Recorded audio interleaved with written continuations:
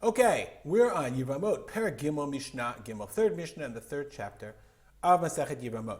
We're in the middle of talking about really interesting cases where of 4 brothers and 2 sisters. We got in the last Mishnah, with the first Mishnah, we had 4 brothers who married 2 sisters, and then 2 of the brothers died. And remember that each of the wives was called Achot Zekukato. In the second case, one of the sisters was the daughter-in-law, of one of the brothers. So therefore, only one of them had a problem of Achot Zekukato, and the other one didn't have a problem of Achot Zekukato because the one that was married to his son was not Zekuka. If you don't know what I'm talking about, go to the last 2 Mishnayot.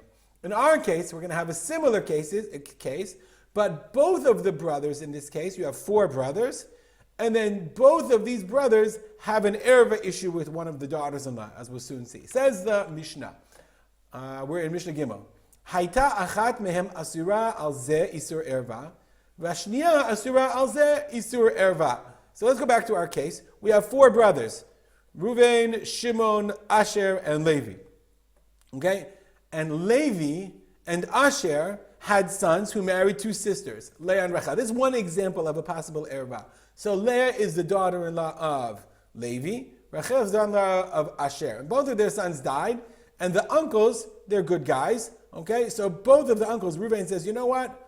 I will marry Rachel. Let's just twist this a little bit. I'll marry Rachel. Okay, here we go. I'm going to marry Rachel because she has no husband, whatever. I'm going to take care of her. I think this happened also more than we think that it did because, you have these women and now they're not married and somebody felt bad for their daughters, for their nieces-in-law. Okay, and they're going to take care of them. That's the way they took care of them. They just married into them. Okay, and so now Shimon's wife is the former daughter-in-law of Levi. There's nothing usher about this at all. And Reuven's wife, Rachel, is the daughter-in-law of Asher. And of course, as we know in Yevamot, tragically, both Shimon and Reuven die. Use the wrong one. Shimon dies and Reuven dies. So now what we have here, there's zikuk. Remember we talked about zikuk liyibum?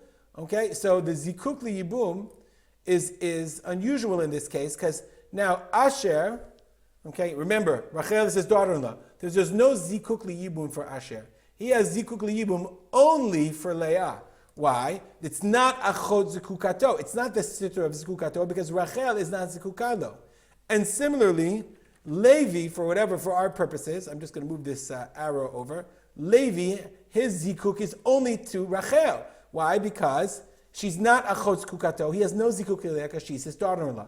That's a case in our Mishnah. Wow, this chart looks crazy.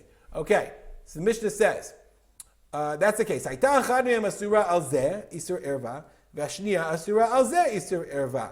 Ha'asura lezeh muteret lezeh. The one that's prohibited to one brother is mutar to the other. V'asura lezeh muteret lezeh. That's exactly what we said. Since Leah is asura to Levi, even though she fell from Yibum, she's asura though. So therefore Leah is muteret to Asher. And Rachel is asura to Asher, so she's muteret to Levi. V'zuhi shamru, this is what the rabbi said, and they said, Achota, kishihi yevimta, o choletzet, o mityabemet. This is a phrase I guess they had, Zuhi shamru, that's what they used to say. Her sister, who is yevimta, either she can be choletzet or mityabemet. Why? You don't have the problem of achot zekukato. The ervia lo ramya kameh, because in this case there is no ervia before him. There's no isur erva. So since the erva of Leah is not relevant to Levi, Rachel is achota, her sister of the erva, shehi yevimta. Hope you explain this Mishnah. If you have any comments or questions, as always, feel free to email me at arspalter@gmail.com. We'll dedicate our learning to the memory of my father, Harav Simcha ben Yitzchak Kalman. Have a good day.